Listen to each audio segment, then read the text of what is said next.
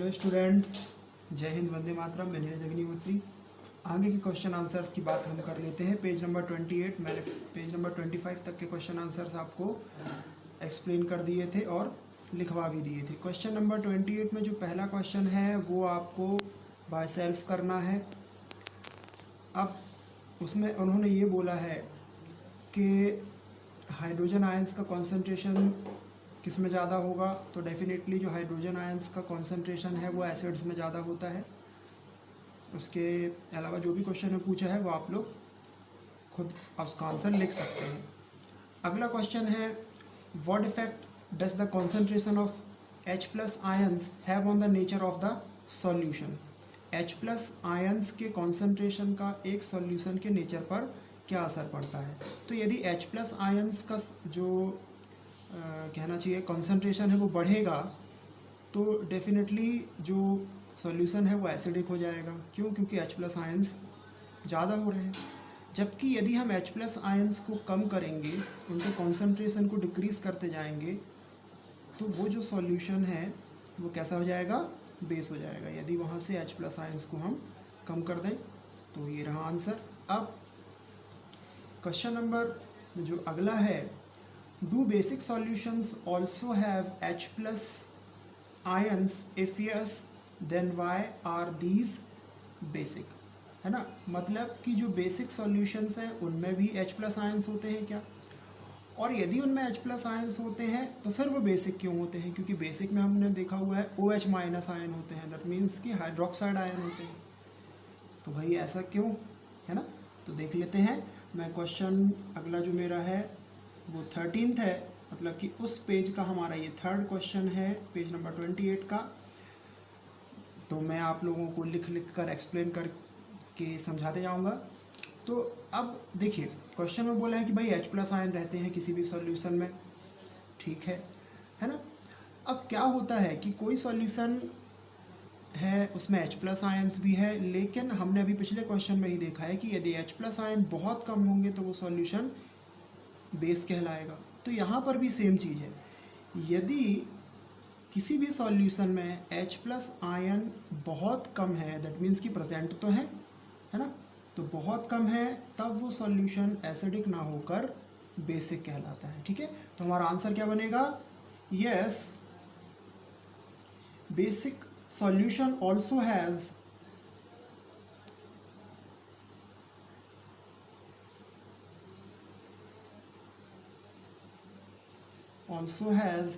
H+ ions, but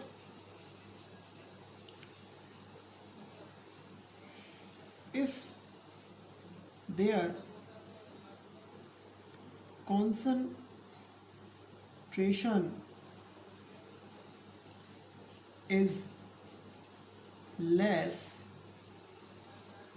as compared to, देखिए अब हम किससे कंपेयर करेंगे इसको, तो सिंपल सी बात है, वो आयंस जिससे बेस बनता है उसी से कंपेयर करेंगे हम।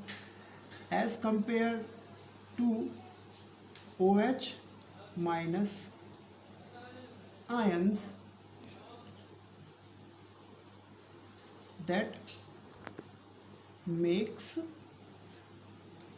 the solution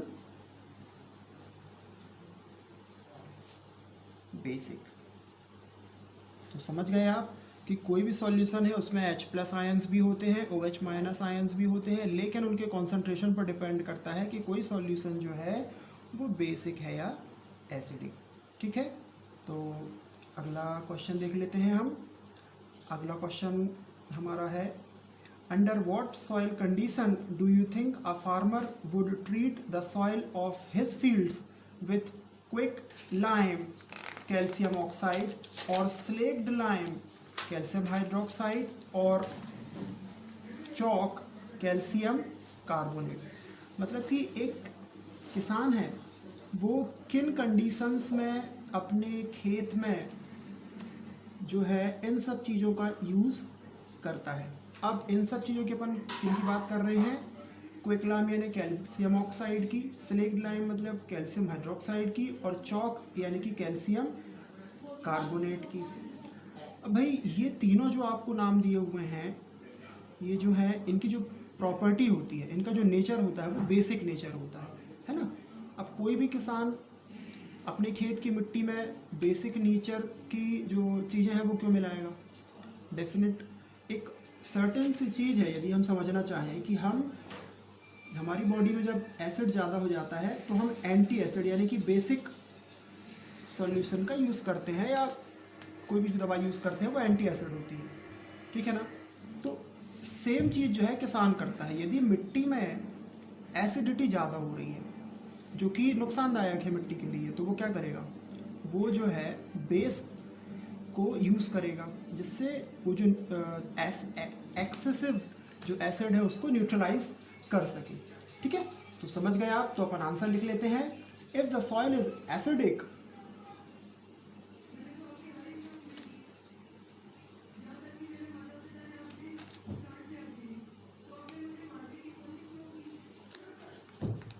and improper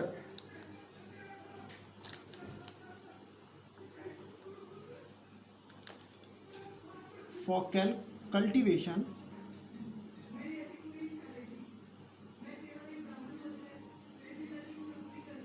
है ना। यदि कि सॉइल भाई एसिडिक है और कल्टीवेशन के लिए यानी खेती करने के लिए प्रॉपर है, प्रॉपर नहीं है, then to increase the basicity of soil,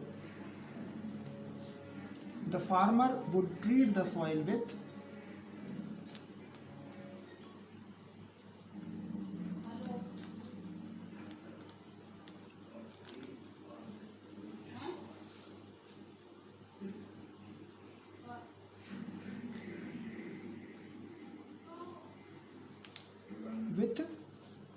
these given things, है ना। समझ गए होंगे आप कि जब भाई सॉइल की एसिडिटी ज़्यादा हो जाती है, वो प्रॉपर नहीं रहती है कल्टीवेशन के लिए, तो उस एसिड को न्यूट्रलाइज करने के लिए, उसकी बेसिक प्रॉपर्टी को इंक्रीज करने के लिए जो फार्मर है वो सॉइल में ये सब चीज़ें जो हमें दी हुई हैं इनका इस्तेमाल करता है। बिल्कुल सिंपल सी बात है, ठीक है। तो ये था हमारा क्वेश्चन। अब हम आते हैं पेज नंबर 33 पर, है ना, जिसमें जो हमारा अगला क्वेश्चन है यानी कि पहला क्वेश्चन है उसमें कि भाई CaOCl2 मतलब कैल्शियम ऑक्सीक्लोराइड का कॉमन नाम क्या है। तो कैल्शियम ऑक्सीक्लोराइड का कॉमन नाम हम सब ने सुना हुआ है ब्लीचिंग पाउडर। हम सब ने ब्लीचिंग पाउडर का नाम सुना है ना। तो कैल्शियम ऑक्सीक्लोराइड जो है इसका कॉमन नेम है ब्लीचिंग पाउडर। अब ब्लीचिंग पाउडर का यूज़ जो है वो बहुत सारी जगहों पर किया जाता है जिसको हम आगे पढ़ेंगे, लेकिन फिर भी मैं आपको बता देता हूँ। जो कपड़े वगैरह साफ़ करने होते हैं वहाँ पर ब्लीचिंग पाउडर का यूज़ होता है। इसके अलावा पानी को साफ़ करने के लिए भी जो पानी हार्ड वाटर होता है उसको कहना चाहिए प्योर करने के लिए अपन ब्लीचिंग पाउडर का यूज़ करते हैं, ठीक है। फिर हम अगले क्वेश्चन की तरफ आ जाते हैं। अगला क्वेश्चन क्या है, name the substance which on treat with chlorine yields bleaching powder. मतलब हमें उस सब्सटेंस का नाम बताना है जिसको क्लोरीन के साथ रिएक्ट कराने पर ब्लीचिंग पाउडर बनता है, ठीक है। तो ब्लीचिंग पाउडर बनाने के लिए क्लोरीन तो बहुत ज़रूरी है, ये तो हमें मालूम है क्योंकि अभी हमने फॉर्मूला देखा ब्लीचिंग पाउडर का। मैं लिख देता हूँ CaOCl2 कैल्शियम ऑक्सीक्लोराइड, ठीक है। चलिए, तो अगला क्वेश्चन हमारा इसी से रिलेटेड है। अब भाई हमें ब्लीचिंग पाउडर बनाना है तो हम क्लोरीन के साथ किसको मिक्स करेंगे। तो यहाँ पर क्लोरीन के साथ कैल्शियम हाइड्रोक्साइड को जो है रिएक्ट कराया जाता है, तो जो है क्या मिलता है हमें ब्लीचिंग पाउडर। तो मैं बता देता हूँ इसकी रिएक्शन।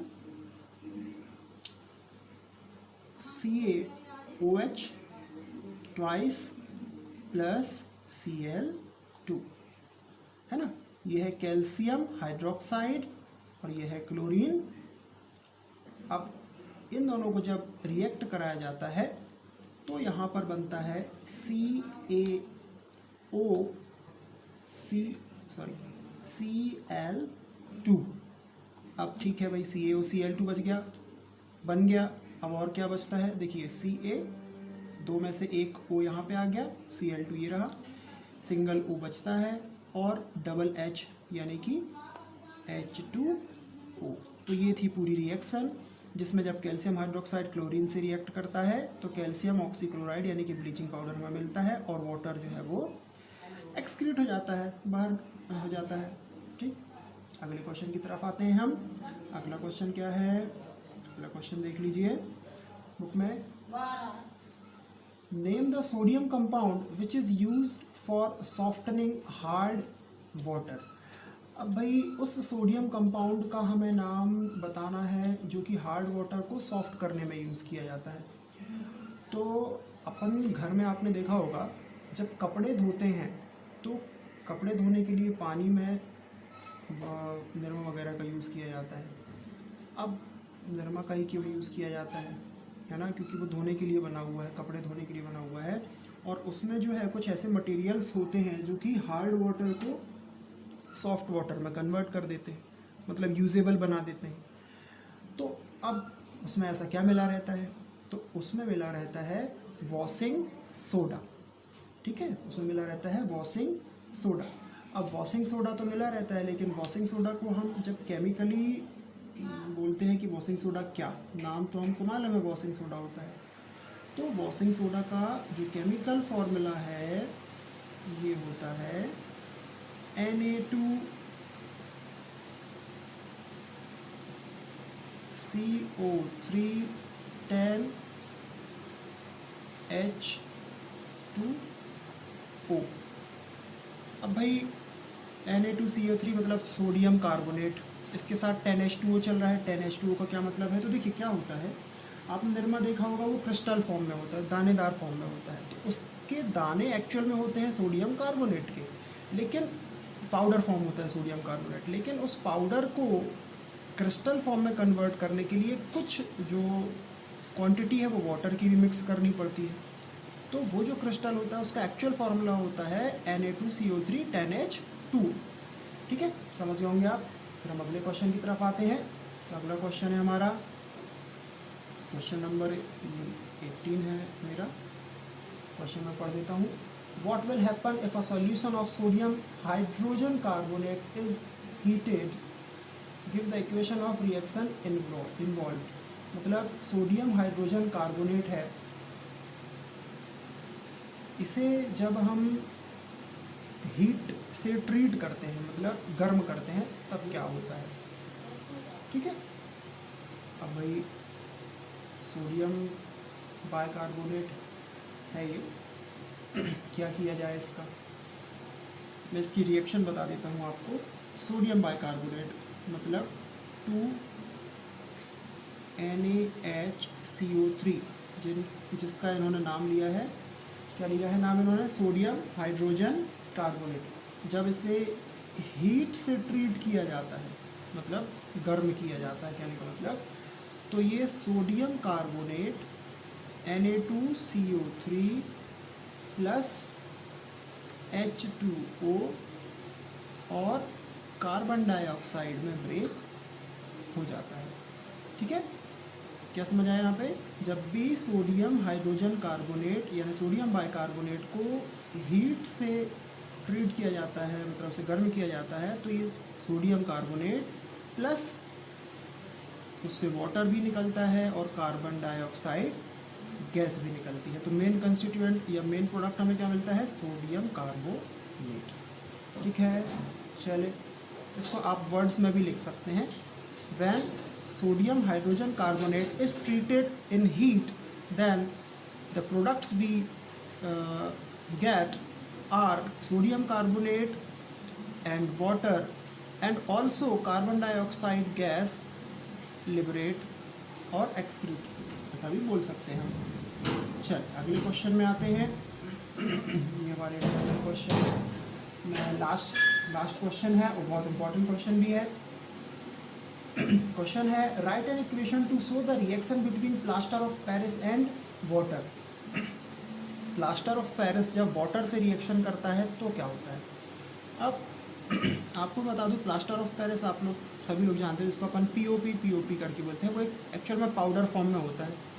लेकिन वो पाउडर फॉर्म, किसी के घर में यदि पुट्टी वगैरह होती हो तो उन्होंने देखा होगा कि वो पाउडर फॉर्म जैसे ही वाटर में मिक्स किया जाता है वो एक हार्ड सब्सटेंस में कन्वर्ट हो जाता है, जिसको हम नॉर्मली जिप्सम बोलते हैं। ठीक है, तो अब जब प्लास्टर ऑफ पेरिस वाटर से रिएक्ट करता है तो एक हार्ड सब्सटेंस बना लेता है जो कि जिप्सम है ना। तो ये टोटली इन वर्ड मैंने आपको रिएक्शन बता दी। ठीक, अब मैं इसकी रिएक्शन भी लिख देता हूँ। प्लास्टर ऑफ पेरिस का फॉर्मूला होता है CaSO4